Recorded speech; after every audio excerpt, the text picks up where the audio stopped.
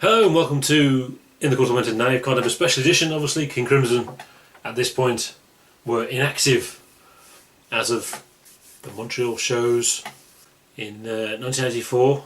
Fripp announced that King Crimson had ceased to exist. Once again, there's actually an interview with, I think, is it Bill Bruford interviewing Tony Levin, or Tony Levin interviewing Bill Bruford in like 1987 or something, and they're joking about it's been a long hiatus since the last album, which is quite entertaining. So they certainly saw it as a potential ongoing thing, and they were correct. It just took a long time, and obviously stuff happened in between. Bill Bruford did a thing with Patrick Moraz. Actually, I think that was after. I could be wrong about that. I think maybe that's about 85, something like that. And then of course formed Earthworks, so that's a big thing. We've reviewed the first Earthworks album if you want to have a look at that. Tony Levin obviously was touring with various people, not just Peter Gabriel. Obviously he's the most in-demand session musician in the world. And Adrian Belew, obviously successful solo career, some great albums, some okay albums. I don't think he kept the high watermark completely, but you definitely need to get some of his solo albums. I mean, I really like Obzop 2 actually, which is like 95, so after King Crimson was reactivated. So there's definitely stuff to look at there. Unfortunately, Bill Bruford and Tony Levin kind of joined Yes, or were tricked into it or something, which was a complete disaster in the end and sort of broke Bill, I think. Possibly, but which we'll talk about much later. Possibly 95, 96 tour, we'll talk about that. Or maybe when we get to the point where he leaves. So what was Fripp doing? Well, Guitarcraft happened, of course, during this period. What is Guitarcraft? Well, you know, I mean, Google it, find out. It's very interesting. Maybe this is Fripp applying the concepts of J.G. Bennett's stuff to guitar. Maybe, don't know. But it is a holistic approach to learning the guitar, and you can go to lessons and you can be an expert and you can be a complete beginner and you can go and do this thing and unlearn what you have learned type stuff, Yoda stuff. And it's not something I've investigated that much, strangely, being such a big fan of King Crimson. The tuning is part of it, new standard tuning, which first appeared, well, nearly appeared on Through for Perfect Pair, but actually didn't. It's part of that as well. It's all about avoiding the traditions and being able to find the new, I think, and all that stuff. And, you know, really finding the freedom as a musician. Another thing that happened was problems with EG. And there was a Lloyd's insurance syndicate, which they had big money on. They gambled all the company money away on this thing. And it all went to pot. It all went to hell and destroyed EG. So they sold the back catalogue of everything to Virgin without even telling the artists. Unbelievable. So, you know, Fripp's response was he tried to leave and he wasn't allowed. Fripp's royalties were actually stopped while he was on tour with the, I think, League of Crafted Guitarists. I think maybe. They didn't tell him, they just stopped it. And again, why didn't they tell him? Fripp felt a loyalty to them, and they must have known he felt a loyalty to them, and they saw that as a weakness to exploit, and it's stupid. But this led to the period of endless grief, where Fripp basically took them to court and won. It's their own fault, isn't it, for terrible business decisions and being so dishonest about it. Maybe they hadn't been so dishonest about it, you know. Right from the start, lying about band members leaving and all sorts of stuff. And that led to the birth of DGM, the Intelligent Mobile Unit record company, or something.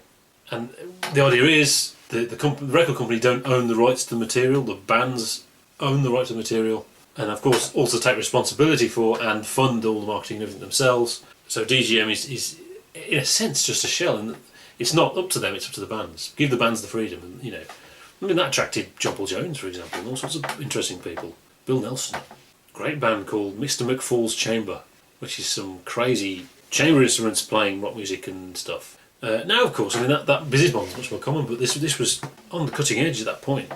This is, remember, the peak of the industry and the horrors of the early 90s and all that rubbish. And in a way it pointed the future, because now bands make more money than they did before. Madonna won't make as much money as she did before. Steve from down the road, who's got a website or something, is going to make more money as opposed to zero money.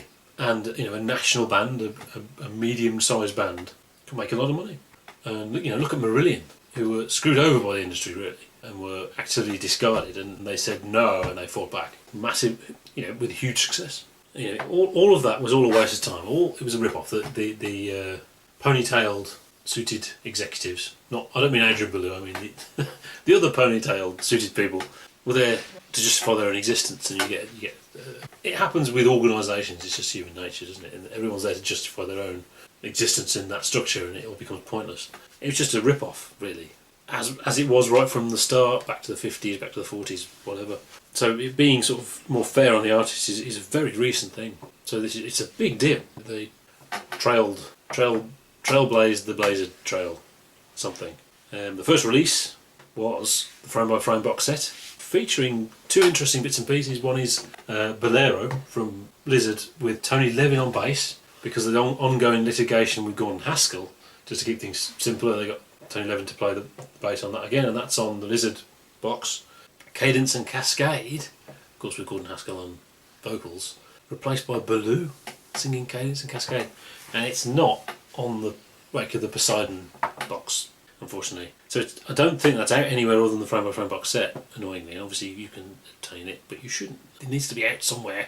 So yeah, the other thing Fripp was doing, and kind of the bigger thing that the primary division, whatever it's called, the big touring thing Fripp was doing, of course, was with David Sylvian. Although this was actually after plans had been made to reignite Crimson, strangely, which we'll go into next week. And after this, David Sylvian was offered the place of King Crimson, basically being the 90s version of Adrian Belew, or the 90s version of John Wenton. And he turned it down, not unreasonably, saying, well, the weight of the band and the pressure that will be under. He'd be compared to the old ones, and he's a very different artist. He doesn't really have that frontman kind of thing, and that would take it in a different direction, which would have been interesting. But I don't think it would have been as good. You know, Adrian Belew was such a fantastic addition to the band, and really important in the 90s, just as much as the 80s. Yeah, the other thing, of course, Fripp was doing was soundscape. So Frippatronics, the tape loop system, with Frippino stuff, had been replaced with an electronic version, basically, which is a different auditory experience. But that obviously created another parallel career for Fripp that is not King Crimson, but could be used in King Crimson as well. Yeah, so this album, this is the one I'm doing. I'm only doing one. They did a few, but I think they did at least 2 studio albums and a live album, maybe another studio album after that, maybe. Yeah, Sylvian Fripp. Although it's actually titled David Sylvian and Robert Fripp.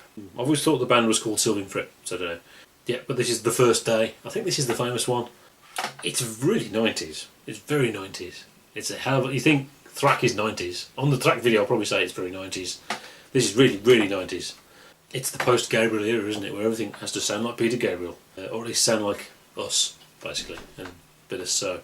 It's that particular use of snare. And a lot of it's down to the technology when things are really progressing into more effective use of digital for everything. Whereas 80s digital was a bit dodgy. So the post-Gabriel era, the post-Happy Mondays era almost. I mean, I'm not exaggerating in some ways. Maybe I am. I have to be honest, nothing leaps out for me. There's some good stuff on here. There's some good songs, some great familiar Fripp playing. But if anyone's looking for the thread between Through the Perfect Pair and Vroom, that's not there. This isn't King Crimson, of course. It's not King Crimson. Or even maybe you would expect out of the confines of Crimson this will be something more creative than actually a little bit backward looking for the first time, 90s Crim. You won't find that either. And it's very dancey, that's the thing. Very much of its time it's dancey. There's lots of repetition and very long tracks, which are just repeating a mantra, which is really interesting. So yeah, track 1, God's Monkey. Starts a dance rhythm, and there's some wah-wah on there. Is that Fripp playing wah-wah? Really? Is it? I don't know. Track 2, Jean the Birdman, or maybe Jean the Birdman. More interesting, jumpy, bouncy, popish kind of thing, and then some familiar Fripp arpeggio breaks. Everything's very produced, so it's that time of things not sounding very natural. So the voice is distorted and etc. And it's all shiny and like it's recorded in different rooms. The sound of production. And either you like that or you don't. The live stuff is worth checking out. Track 3, Firepower. Now it's almost a slow version of Lark's 4 in there. Almost. Much lighter, but I hear that principle in there. Very Crim, and some great sustain playing from Fripp. Track 4, Brightness Falls, a thrashy Foxy Lady riff. Ultimately maybe a bit boring. All the tempos are very similar on this album, which doesn't help it. Maybe I'm imagining that, I don't know. Track 5, 20th Century Dreaming, a Shaman song, subtitle. Yeah, I mean, full evil Fripp riff you can dance to. That's a thing. Track 6, Darshan, The Road to Graceland. We have now actually evoked Bez. Bez has been evoked. You can see him in your head dancing, as you always can, obviously. because that's what it sounds like. Really, really long, because it's a dance number. Obviously, by this point in time, it's very easy to make that type kind of music, which is why it became popular. Really, you couldn't quite make something like that with an Amiga, but it wasn't far off. But I can't see this taking very long to record. It would be you put it on, put the rhythm on, right, play some guitars over it, and Fripp is playing some stuff in it. It doesn't sound like something that's been sat down and thought about. Obviously, the Larks thing is there in some of the soloing. I don't know. It sounds like the KLF. Or, I don't know, those bands I don't know. Who knows? Track 7, Bringing Down the Light, Soundscapes and Relief. Maybe I would have preferred more of that on the album instead of endless 20 minutes of Bez. But I do remember, if you like that, I do recommend the Gates of Paradise Fripp solo album of Soundscapes. If you like Soundscapes, I think that's the one to get. So yeah, interesting one. It didn't leave out for me, but it is very popular, so don't underestimate that. Check it out. The First Day.